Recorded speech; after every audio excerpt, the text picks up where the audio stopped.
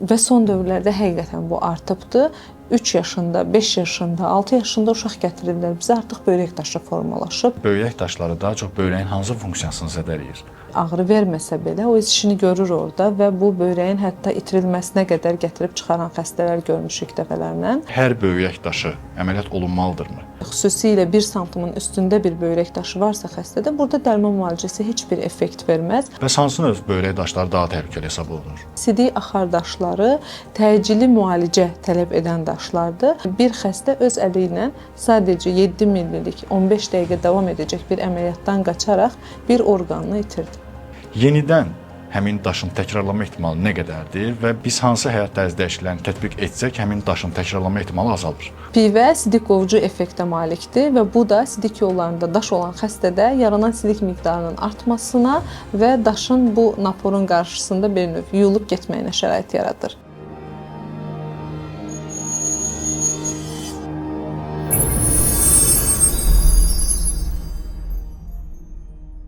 Salam. Sağlıq saatına baxırsınızsa saata baxmağa ehtiyac yoxdur. Çünki sağlam həyatın zamanla yaşı bitməz. Biz də bu zamana sizin sağlamlığınız fonda dəyər qatırıq. Sağlıq saatının bugünkü qonağı uroginekoloq Tavat Seyidovadır.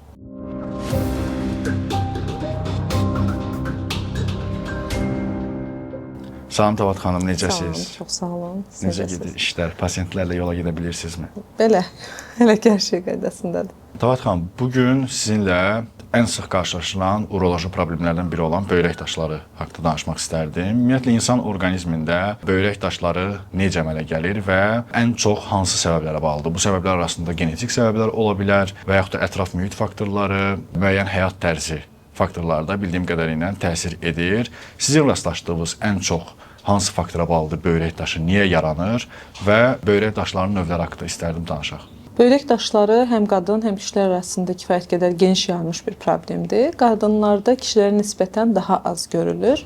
Buna təsir edən səbəblər var. Belə ki, kişilərdə biz tək böyrək daşları deməyim, uroloji daşlar həm böyrək, həm sidik axar, həm sidik hissəsində görürüksə və bəzən uretra, yəni sidik kanal daşları görürüksə, qadınlarda daha çox böyrək və sidik axar daşlarını görürük. Sidik hissə daşları nadirən görülür qadınlarda və bu səbəbdən də kişilərdə biz böyrək daşını daha çox praktikada görürük, nəinki qadınlarda. Həmçinin böyrək daşlarının yaranması ilə bağlı belə deyək ki, yaranma tək qidalanma və yaxud da həyat tərzi ilə bağlı deyil.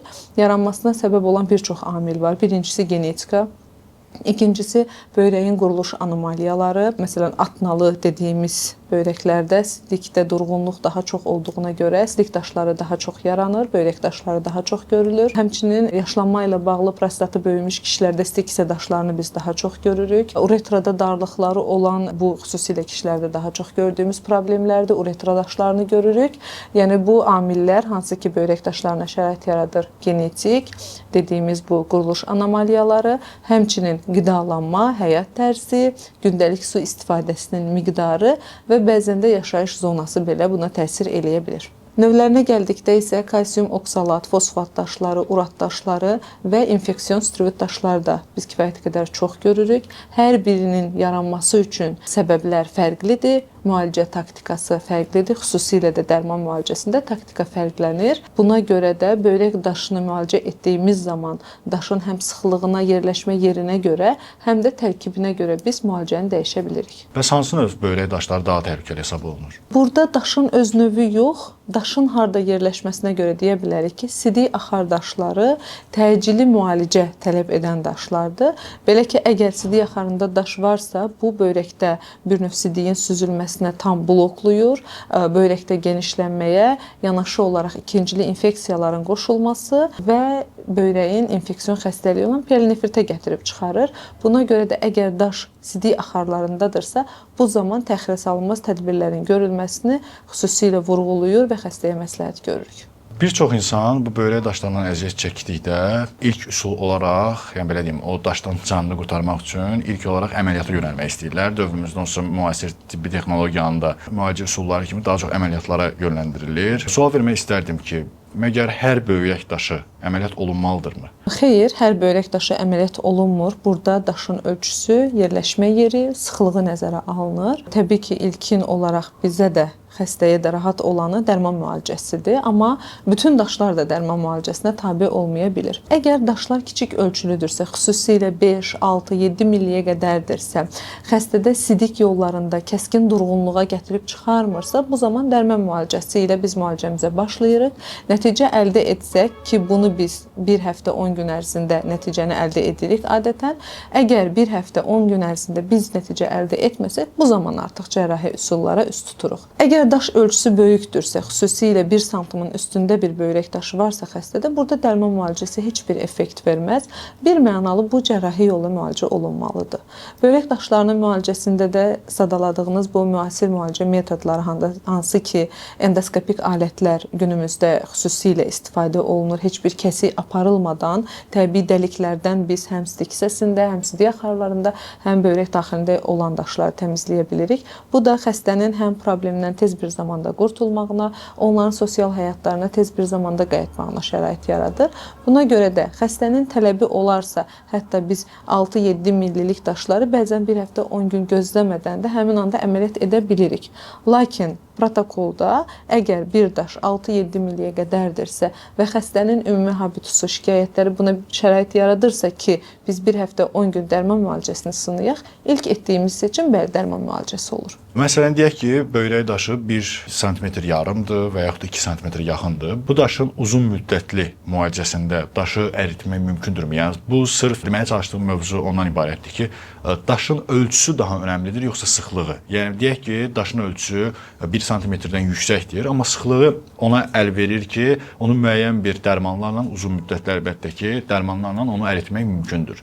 Və bu təqdirdə artıq hansısa bir nəticəyə gəlib çıxa bilər. Məsələn, mümkündür ki, 1 sm-lik daş artıq 2 il, 3 il müalicə müddətində deyək ki, 0.5 sm-ə qədər azala bilir və onu da artıq hal-hazırda sadaladığınız kiçik həcmli daşların müalicə üsulları ilə təmizləyirsiniz. Bu halda daşın, yəni ölçüsü əsas imperativ götürülür, yoxsa sıxlığı? Ümumiyyətlə, böyrək daşlarının müalicəsində həm sıxlıq, həm ölçü xüsusilə nəzərə alınır. Lakin sizin dediyiniz 1 sm-in üstündə olan bir daşı dərman müalicəsi ilə əritmək bu mif hesab olunur. Belə ki, əgər bu xəstədə daş yaranıbsa, deməli bu daş yaranmaq üçün bir əlverişli mühit var orada.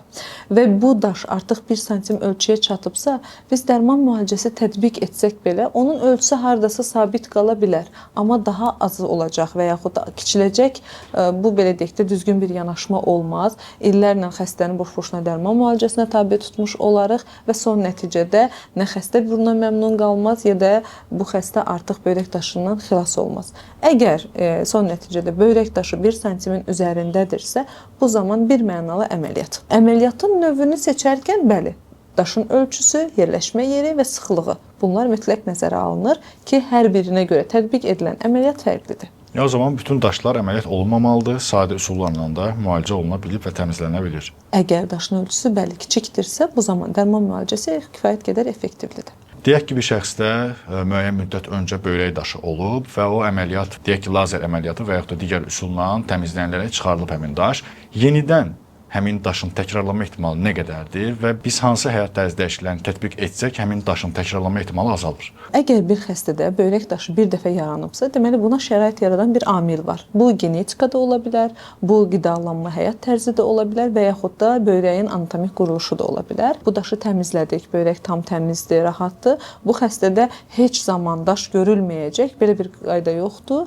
Təkrar yarana bilər. Necə ki, ilk daş yaranmışdı, yenidən yaranmaq üçün şərait formalaşanda daş formalaşa bilər. O zaman əsas olan alt səbəbini aşkarlamaqdır. Bəli, əsas olan alt səbəbini aşkarlamaqdır, amma çox təəssüf ki, bəzən heç bir alt səbəb tapa bilmirik və yaxud da düzəldilə biləcək bir alt səbəb olmadıqda, xüsusilə də genetika, məsələn, xəstə vurğulayır ki, mənim atamda da təkrarlanan böyrək daşı görülürdü, əmimdə, anamda və s. Bu zaman edə biləcəyimiz heç nə yoxdur, çünki anomaliya yoxdur. Bu zaman hər dəfə biz xəstəni cərrahi əməliyyat etmək istəmiriksə və ya xəstə hər dəfə əməliyyatla qarşılaşmaq istəmirsə, vaxtaşırı bu xəstədən xəstəyə dəyişir, 3 aydan bir, 5 aydan bir kontrollara çağırırıq. Kiçik ölçülü daşlar aşkarladığımız zaman ki, burada kiçik ölçüdən qəsdim 5, 6, 7 millidir, dərman müalicəsi ilə böyrəklərin təmizlənməsi üçün, belə deyək, bir növ tədbirlər görürük. Bəzən isə insanda böyrək daşı olur, amma özünün xəbəri olmur, çünki ağrısız olur. Heç bir ağrı verməyən böyrək daşı təhlükəlidirmi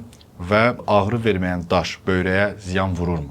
Bu ağrı verməyən daşlar bizdə buna lal daşlar deyirlər. Xəstə heç bir şikayət hiss etmir. Sadəcə təsadüfi müayinələr zamanı daşı aşkarlayırlar. Bu daşları da zərərsiz hesab etdikləri üçün heç bir müalicəyə getmirlər və deyirlər ki, ağrım yoxdur, nəyi müalicə edim ki? Bu yanaşma düzgün qəbul ediləcək bir yanaşma deyil. Burada bir ya cisimdir, daşdır, maneədir, ağrı verməsə belə o öz işini görür orada və bu böyrəyin hətta itirilməsinə qədər gətirib çıxaran xəstələr görmüşük dəfələrlə. Son nəticədə bəli, ağrısız böyrək daşları mütləq şəkildə müalicə olunmalıdır. Belə ki, daş ağrısız olsa belə bu sidik yollarında durğunluğa, böyrəklərdə genişlənməyə, zamanla böyrəyin ətli hissə parenximasının zəifləməsinə və böyrəyi itirilməyə qədər gətirib çıxara bilir. Amma ümumilikdə isə biz böyrək daşı olan xəstələrdə ən çox gördüyümüz şikayət ağrı olduğu üçün ağrı yoxdursa, deməli problem yoxdur kimi qəbul edən xəstələr bunun müalicəsinə yanaşmırlar və bunu gözləyirlər ta ki, dediyim bu ağırlaşmalar, böyrəyin infeksion ağırlaşmaları, parenxima itirilərək xroniki böyrək çatışmazlığına qədər gəlib gözləyirlər. Bəs hər bir böyrək daşı böyrəyin funksional pozuntusuna gətirib çıxara bilər və daha çox müşahidələrimizə əsasən böyrək daşları daha çox böyrəyin hansı funksiyasını zədələyir? Böyrək daşları demək olar ki, bu bir neçə il, bəzən 10 illərlə davam edərək xəstədə bəli, böyrəyin itirilməsinə qədər, funksiya itirilməsinə qədər gətirib çıxara bilir. Səbəb dediyim kimi, birincisi ya cisimdir, infeksion proseslərə şərait yaradır. İkincisi, böyrəklərdə durğunluğa, genişlənmələrə gətirib çıxarır. Bu da zamanla böyrək fəaliyyətinin azalmağına və parenxima, yəni ətli hissə, işlək hissənin itirilməsinə qədər gətirib çıxarır. Səbəb nədir burada?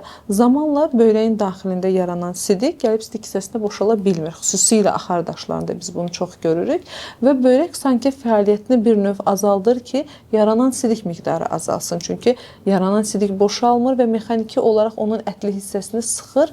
Zamanla da funksiya yavaş-yavaş azalır və ətli hissə tam itirilən xəstələr belə olub ki, bir tərəfli nefrektomiyaya qədər, yəni böyrəyin çıxarılmasına qədər gətirib çıxıblar. Səbəb yenə deyirəm, daşdır. Bu ağrısız daş olsa belə müalicə olunmalıdır. Hətta bir neçə il əvvəl bir xəstəmiz var idi, 65 yaşında xəstə. Deyir, mən 30-35 yaşlarında təsadüfi müayinədə sidik axarında 7 milli daş aşkarlandı. Ağrı vermədiyi üçün müalicə etmədim, təkib etmədim və artıq gəlib bu yaşa çatanda belimdə ağrı hiss etdiyim üçün həkimə getdiyimdə mənə artıq o böyrəyimin fəaliyyət göstərmədiyini və digər böyrəyin bütün yükü öz üstünə götürdüyünü demişdi və bizə bu daşı əməliyyat üçün müraciət etmişdi ki, daşı gəlin əməliyyat edək və mənim böyrəyim yenidən öz fəaliyyətini bərpa etsin.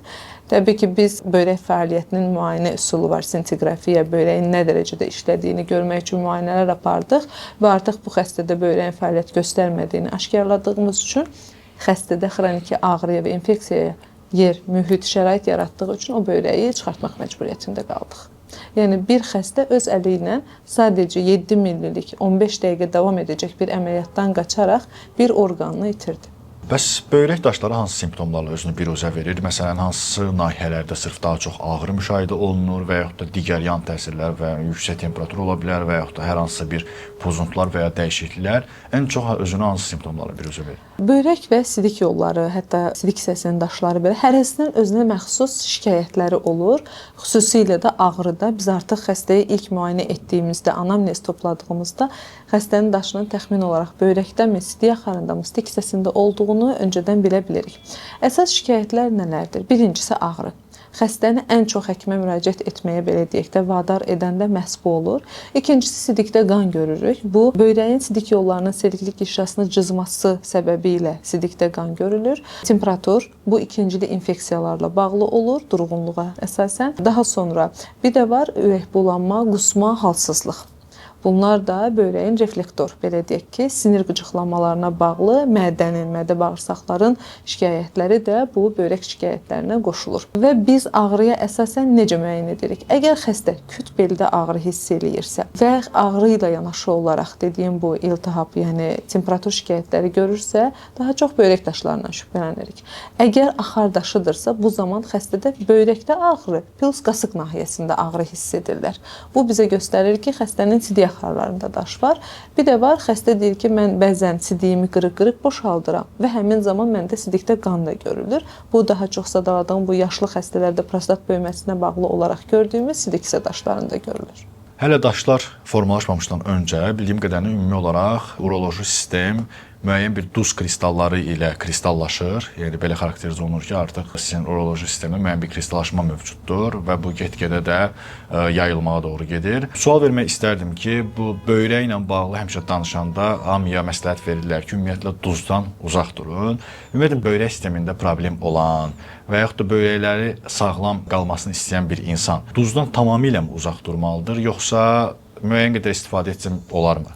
Duz istifadəsini tam kəsmək, bu bizim ümumi sağlamlığımız üçün də, böyrək funksiyaları üçün də çox zərərli bir vərdiş halına alar. Belə ki, duz istifadə etməməyimiz dayaq hərəkət aparatımızda problemlərə gətirib çıxara bilər, hormonal balansda dəyişilmələrə gətirib çıxara bilər, adi tiroid hormonlarının belə müəyyən qədər bu minerallara ehtiyac var, tiroid vəzlərinin daha doğrusu. Və bir xəstə duz çox istifadə eləyirsə, onda mütləq böyrək daşı yaranacaq, belə bir şey mümkün deyil. Bir xəstədə genetik olaraq böyrək daşına yatqınlıq varsa, anomaliya varsa, duz köməkçi vasitə ola bilər, amma birbaşa böyrək daşı yaratmaz. Və duz istifadəsini sıfırlamaqla heç bir xəstə böyrək daşının yaranmamasına görə sığortalana bilməz. Bir də belə bir inanc var ki, kalsiumlu qidalar daş yaradır. Amma həmçinin kalsium çatışmazlığı da müəyyən bir problemlərə yol açır. Yəni kalsium dediyimiz bu daha çox ağartı məhsulları, süd, qatıq kimi məhsullardır ki, ümumiyyətlə kalsium qəbulunu orqanizmimiz üçün necə tənzimləyə bilərik?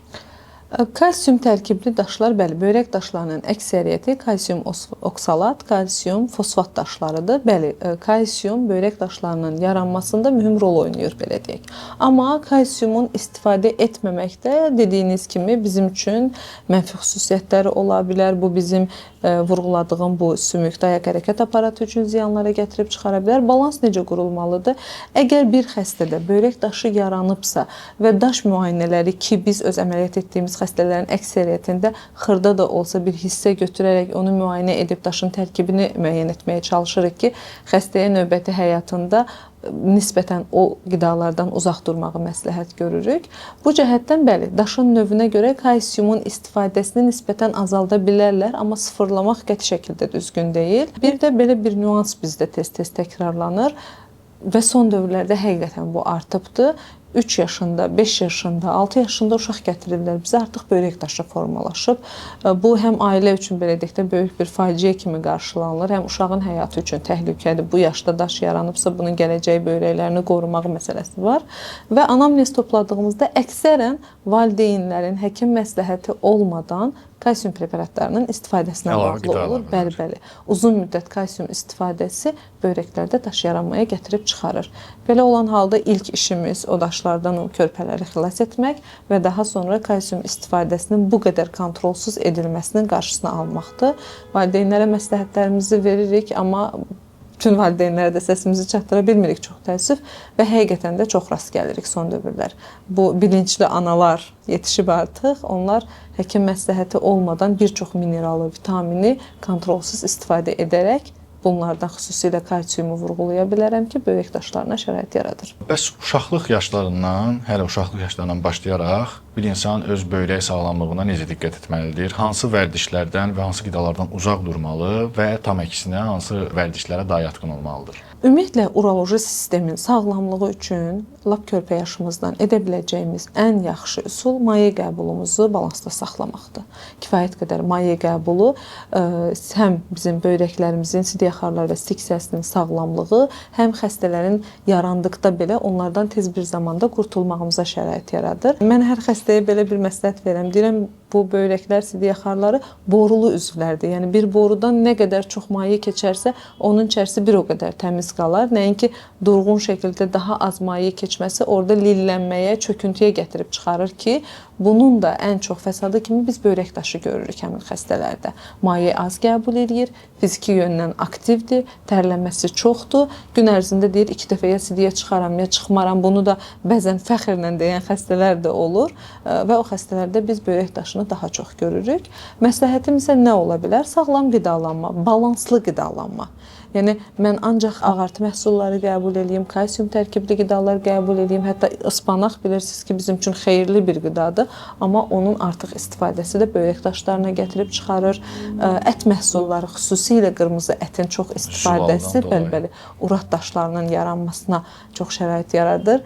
Bir xəstəmiz var idi. Demək olar ki, hər 2-3 aydan bir gəlirdi böyrək daşı ilə və artıq bizə müraciət etmirdi. Birbaşa yaxınlaşırdı, müayinələrdən keçirdi və son nəticədə gəlirdi ki, mən əməliyyata gəlmişəm. Və bu xəstədən anamnez topladığımızda məlum oldu ki, xəstə kafe işlədir və bütün günü ətlə qidalanır. Ona burada bizim məsləhətimiz o oldu ki, tam daşları təmizlədikdən sonra hər dəfə daha doğrusu məsləhət gördüyümüz şey ətlə qidalanmanı azaltmaq. Yəni uraq daşları ki, çox yaranıb bu xəstədə. Ətli qidalardan uzaq olun, daha çox bitki mənşəli qidalara yönəlin. Daha çox belə deyək, ət yeyirsinizsə bu ağ ət olsun, yəni balıq, toyuq kimi. Yəni qırmızı ətdən nisbətən uzaqlaşdırmağa çalışırıq həmin xəstələri. Həmçinin zərərli vərdişlərdə daşlarla yanaşı bir çox uroloji problemlərə, xüsusilə də məsələn stiksə törəmələrinə belə şərait yaradır. Bunlardan ən əsası da siqaretdir. Bunlardan da uzaq durmaqla biz həm uroloji, yəni böyrək, sidik xarlar, stik hissəsi orqanlarının sağlamlığını əldə etmiş olarıq, problemlərdən uzaq qalmış olarıq və ümumi olaraq daha sağlam, daha normal bir həyat tərzi yaşamış olarıq. Bəs maye qəbulu ilə bağlı belə bir sual vermək istərdim ki, artıq hər kəsə də məlumdur ki, böyrək sağlamlığı üçün davamlı sadəcə maye yox, bol-bol sırf su qəbul etmək lazımdır. Çünki suyun tərkibindəki minerallar olsun, sidik yolu infeksiyalarının falan qarşısını alır, davamlı su içmək və sidiyə çıxmaq böyrəklərin işləyişini də bir tipli tənzimləyir. Sadəcə bu mövzuda belə bir sual vermək istərdim ki, məsələn gün ərzində bəzi insanlar artıq bu limiti aşırlar, deyək ki, günə 5 litr su içirlər, 6 litr su içirlər ki, bu daha da xeyirlidir. Nə qədər çox, bir o qədər yaxşı. Amma su belə çox içiləndə dərd verir. Bu misala nəzərən ümumiyyətlə günlük su qəbulu nə qədər olmalıdır və artıq su qəbulu böyrəyə zərər vura bilərmi? Nizami Gəncəvinin sözü var. Birinci saflığı varsa da suda artıq içiləndə dərd verir o da. Böyrək tərəfdən nə kimi problemlər yarada bilər? Xəstə daha çox sidiyi boşaltmaq məcburiyyətində qalacaq. Çünki nə qədər çox su qəbul eləyibsə, bu su bədəndə yığılıb qala bilməz. Əgər bir xəstədə böyrəklər normal işləyirsə, bu suyun müəyyən bir hissəsini bədəndən xaric etməlidir və 3 litr maye qəbul edən bir xəstə gün ərzində 5 dəfə, bir insan daha doğrusu gün ərzində 5 dəfə sidiyini boşaldırsa, bu 5 litr 6 litrə çatanda artıq xəstə bir 10 dəfə ən azından bu sidiyini boşaltmalıdır. Ziyan birbaşa olmasa belə xəstədə ödem görülə bilər. Böyrəklərin daha çox fəaliyyət göstərməsinə, xəstənin daha çox sidiyini boşaltmaq üçün belə deyək, ehtiyac duymasına gətirib çıxarır və buna görə də məsləhətim sadəcə çəkisinə uyğun miqdarda su qəbul etmək və yanaşı olaraq yaşadığı iqlimə uyğun su qəbul etməlidir. Əgər soyuq mühitdə yaşayırsa, normal bədən quruluşuna malikdirsə, bu zaman çəkisi tutalım 70-80-lərin civarındadırsa, 2-3 litr kifayətdir o xəstə üçün. Amma həmin mühitdə 40-50 kilo çəkidə olan bir xəstə 3 litr maye qəbul etsə, bu onun üçün artıq hesab olunur. Çünki istifadə ediləcək, içiləcək mayenin miqdarı bədən çəkisinə görə tənzimlənməlidir. Həmçinin isti mühitdə yaşayırsa, artıq çəkilidirsə, bu xəstə az su qəbul etdiyi zaman yenə o balans pozulmuş olacaqdır. Buna görə də daha çox balanslı, yəni çəkiyə uyğun, yaşadığı iqlimə uyğun maye qəbul olmalıdır. Hətta biz xəstələrimizə bizim iqlimdə qışda 2-3 litr, yayda da 3-4 litr maye qəbulunun kifayət edəcəyini bildiririk. Bəs ödəmdən əlavə olaraq sırf böyrəyin hansı funksiyalarına mənfi təsir göstərir? Böyrəyin funksiyalarına xüsusi olaraq təsir etməz, yəni mənfi təsir etməz. Sadəcə daha çox sidiyini boşaltmaq ehtiyacı duyacaq xəstə. Bu maye qəbulu məsələsində belə bir sual vermək istəyirəm ki, ümumiyyətlə hal-hazırda gənc əhali daha çox da deyiləndə ki, bol-bol maye qəbul edin, deyir ki, mən onsuz da gündəlik kifayət qədər maye qəbul edirəm də, ən az 1 litr kola içirəm, 2 litr ice tea içirəm. Əlbəttə ki, bu su ilə ekvivalent tutula bilməz, çünki biri qazlı içkidir, biri şəkərli içkidir, amma su isə saf mayedir. Yəni belə deyim, sırf su yox da bu tipli içkilər qəbul etmək həqiqətən də böyrəyə lazım olan o maye qəbulu ilə eyni anlama gəlirmi? Xeyr, gəlmir. Bizim burada maye qəbulu dediyimizdə əsas düşündüyümüz pH-ı yüksək olan hətta suyun belə növlərinə görə dəyişir. Əgər bir suda turşuluq çoxdursa, o suyu biz börək sidik yolları üçün çox da belə deyək ideal bir su kimi qəbul etmirik. Əksinə pH-i yüksək olan sular məsləhət görürük ki, bu sidik yollarını daha yaxşı təmizləyir. Ümumilikdə isə bəli, biz burada sadəcə saf, təmiz, adi suyu nəzərdə tuturuq.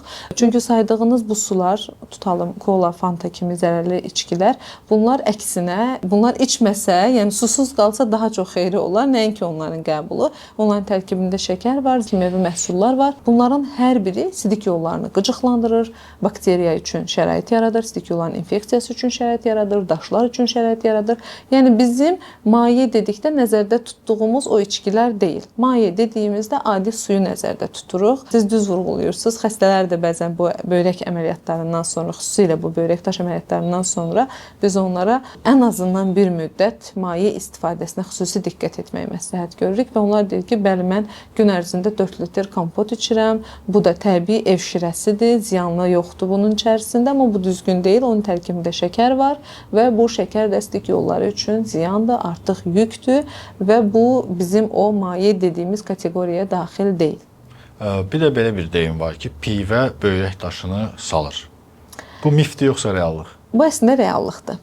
Belə ki, xırda daşlar üçün biz dərman müalicəsi yazanda xəstələrə isti pivə içməyi də məsləhət görürük. Amma isti pivə. Bəli, Nə isti dərəcədə pivə. isti? İlıq belə deyək, otaq temperaturunda. Soyuq niyə yox? Soyuq sidik yolları infeksiyasına şərait yaradan bir amildir. Soyuq pivə istifadəsi immun sistemi düşmüş, sidik axarında daş olan bir xəstədə bakteriyaların artıb çoxalması üçün şərait yaradır ki, bu istəmədiyimiz bir nüansdır. Pivə sidik qovucu effektə malikdir və bu da sidik yollarında daş olan xəstədə yaranan sidik miqdarının artmasına və daşın bu naporun qarşısında bir növ yuyulub getməyinə şərait yaradır. Yəni isti pivə bəli, məsləhət gördüyümüz nüanslardan biridir. Son olaraq buradan izləyicilərimizə sırf böyrək sağlamlığı ilə bağlı hansı tövsiyələr vermək istərsiniz? Məsələn, sırf ev şəraitində hansı təbii üsullarla böyrək sağlamlığını dəstəkləyə bilərlər? Böyrək sağlamlığı üçün görülə biləcək tədbirlərdən başlıcası zərərli vərdişlərdən uzaq durmaq, balanslaşdırılmış qidalanma, yəni bir qidalanmaya üst tutmamaq. Hər qidadan az-az istifadə etmək, maye qəbulu, bunu hər dəfə də vurğulayırıq biz, maye qəbuluna xüsusi diqqət etmək və yanaşı olaraq bəzən xəstələr xırda ölçülü mikrolitlər gördükdə və yaxud da sidik analizinin nəticəsində sidikdə duz kristalları gördükdə təbii otlardan istifadə edirlər. Bunların da xəstələrə mənfi təsiri yoxdur ki, müsbət təsir göstərə bilər. Belə ki, bu bitki tərkibli qidalar əksərən də bu dərman məhsulları belə deyək, sidik qovucu təsir göstərir. Yəni gün ərzində yaranan sidiyin miqdarını artırır ki, bu da kristalların bədəndən uzaqlaşdırılması üçün yaxşı bir müalicə deməzdim, profilaktik tədbir olar. Rahat xanım, çox sağ olun. Öz sahənizə uyğun, dəyərli məlumatları gəlib həm mənimlə, həm də izləyicilərimizlə bölüşdüyünüz üçün sizə dərin təşəkkürümü bildirirəm. İşlərinizdə və gələcək karyeranızda da uğurlar arzu edirəm. Çox sağ olun. Siz sağ olun. Mənim üçün də maraqlı oldu. Ümid edirəm ki, izləyicilər tərəfindən də kifayət qədər onlara lazım olan məlumatlar əldə edilmiş olar. Təşəkkürlər, sağ olun. Sağlıq Saatın bugünkü qonağı uroginekoloq Tavat Seyidov oldu. Videonu bəyənməyi, fikirlərinizi şərh bölməsində bölüşməyi və kanala abunə olmağı unutmayın. Sağlıq Saatına baxırdınız. Burada hər saniyə sizin sağlamlığınız üçün işləyir.